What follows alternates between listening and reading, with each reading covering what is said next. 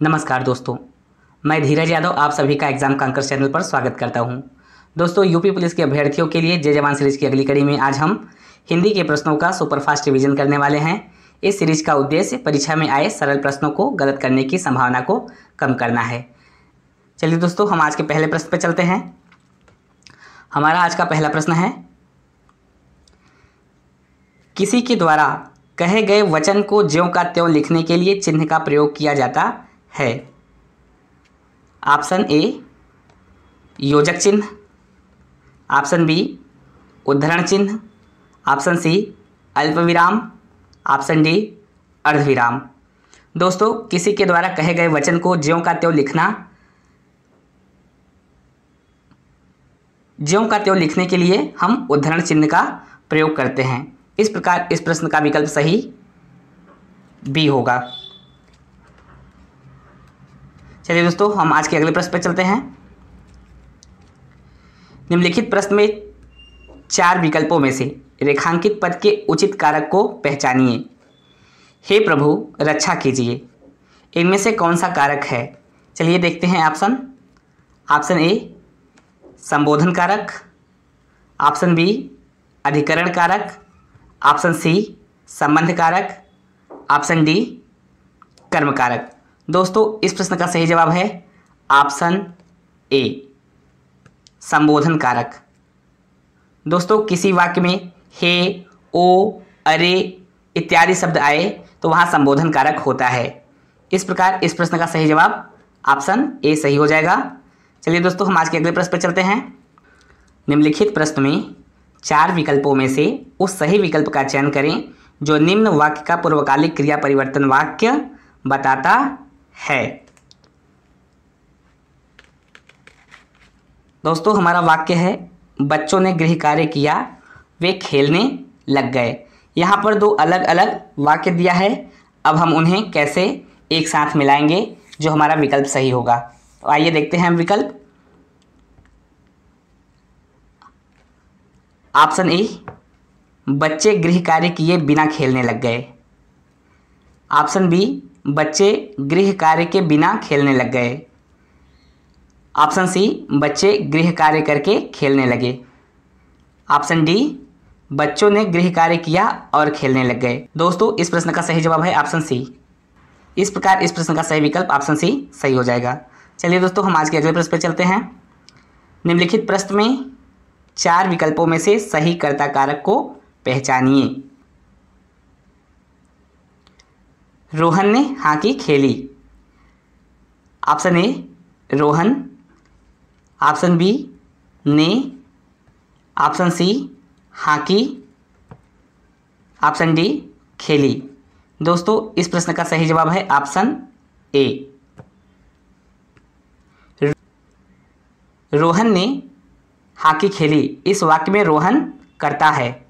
इस प्रकार इस प्रश्न का सही जवाब ऑप्शन ए सही हो जाएगा। दोस्तों, चलिए दोस्तों, हम आज के अगले प्रश्न पर चलते हैं। निम्नलिखित प्रश्न में 4 विकल्पों में से उस सही विकल्प का चयन करें जो बताता है कि जहां किसी हानि के कारण शोक भाव उपस्थित होता है वहां किस भाव की उपस्थिति रहती है।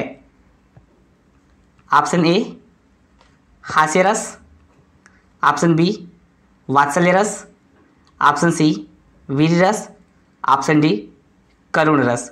दोस्तों, जहां शोक का भाव हो वहां करुण रस होता है। इस प्रकार इस प्रश्न का सही विकल्प ऑप्शन डी सही हो जाएगा। चलिए दोस्तों, हम आज के अगले प्रश्न पर चलते हैं। निम्नलिखित प्रश्न में 4 विकल्पों में से उस सही विकल्प का चयन करें जो रेखांकित शब्दों के सही अवयव के भेद हो। सबने उसे बुरा कहा लेकिन वह अच्छा बना। ऑप्शन ए विस्मयादि बोधक अव्यय, ऑप्शन बी संबंध बोधक अव्यय, ऑप्शन सी समुच्चय बोधक अव्यय, ऑप्शन डी क्रिया विशेषण अव्यय। दोस्तों, लेकिन शब्द समुच्चय बोधक अव्यय है। इस प्रकार इस प्रश्न का सही जवाब ऑप्शन सी सही हो जाएगा।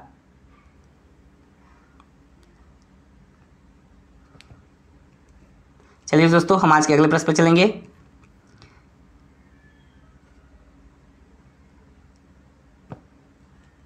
निम्नलिखित प्रश्न में चार विकल्पों में से रेखांकित पद के उचित कारक को पहचानिए। संदीप ने बिल्ली को पकड़ा।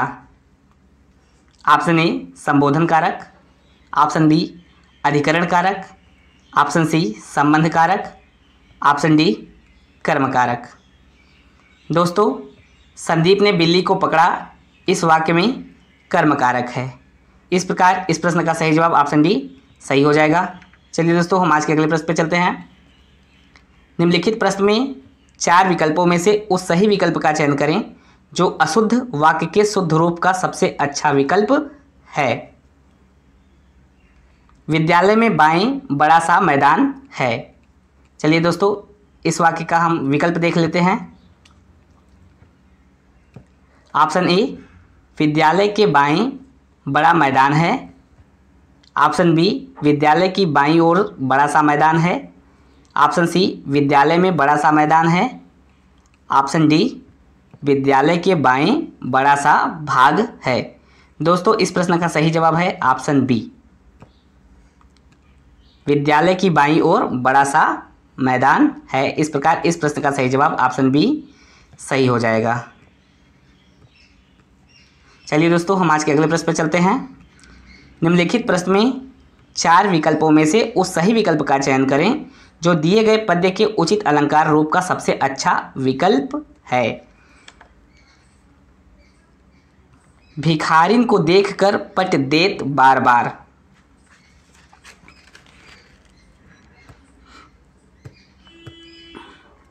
ऑप्शन ए श्लेष अलंकार, ऑप्शन बी अतिशयोक्ति अलंकार, ऑप्शन सी रूपक अलंकार, ऑप्शन डी उत्प्रेक्षा अलंकार। दोस्तों, इस प्रश्न का सही जवाब है ऑप्शन ए श्लेष अलंकार। भिखारिन को देखकर पट देत बार बार, इस पंक्ति में श्लेष अलंकार है। इस पंक्ति में प्रयुक्त पद पट के दो अर्थ हैं।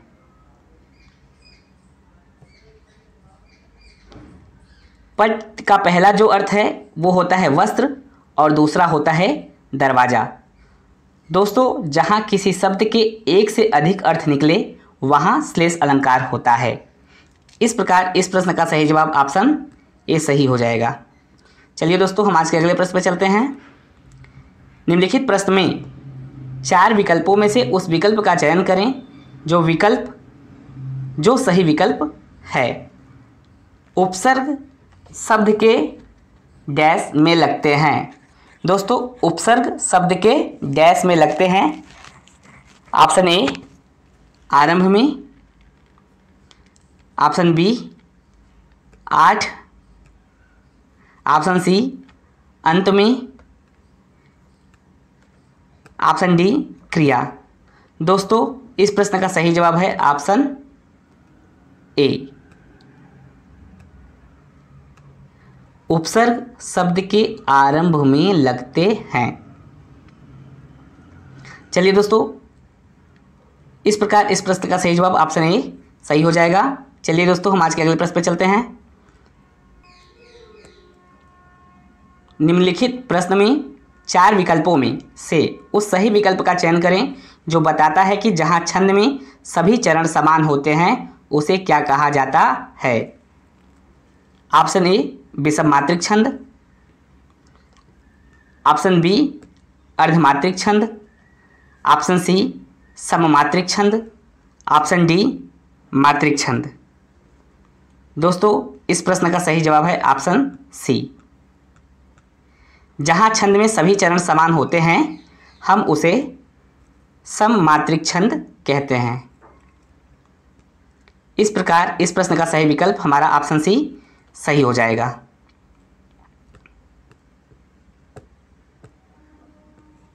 चलिए दोस्तों, हम आज के अगले प्रश्न पर चलते हैं। निम्नलिखित प्रश्न में चार विकल्पों में से दिए गए शब्द के सही समास वाला विकल्प पहचानिए। चंद्रशेखर। चंद्रशेखर का सही समास विग्रह क्या होगा, आइए हम देखते हैं।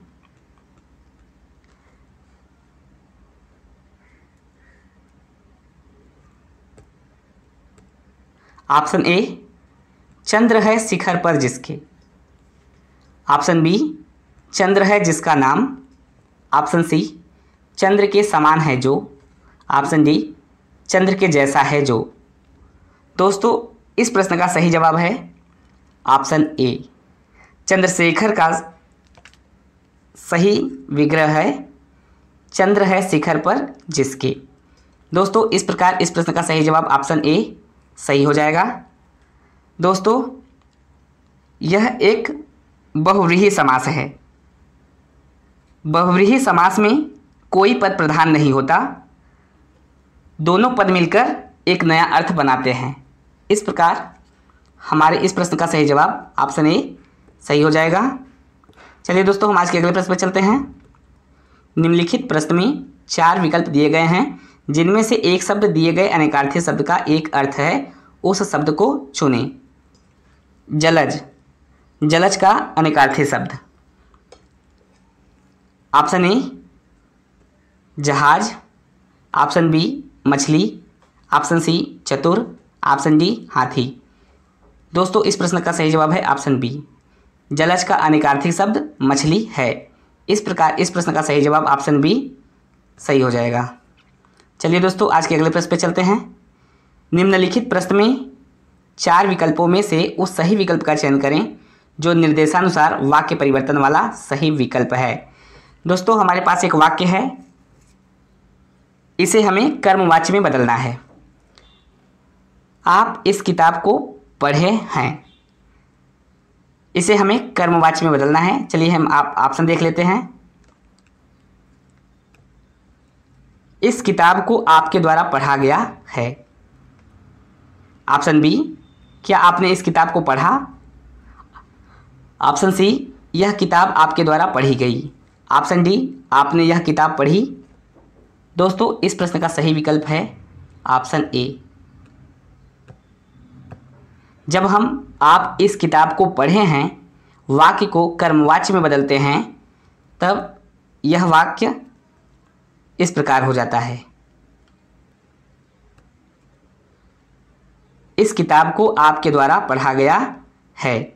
इस प्रकार इस प्रश्न का सही विकल्प ऑप्शन ए सही हो जाएगा। चलिए दोस्तों हम आज के अगले प्रश्न पर चलते हैं। यह हमारा आज का अंतिम प्रश्न भी है। निम्नलिखित प्रश्न में 4 विकल्पों में से उस विकल्प का चयन करें जो दिए गए शब्द का सही समान अर्थ वाला शब्द है। नाश, नाश का समान अर्थ वाला कौन सा शब्द है। चलिए आइए विकल्प देखते हैं। ऑप्शन ए उत्कर्ष, ऑप्शन बी तबाही, ऑप्शन सी नवीन, ऑप्शन डी उत्थान।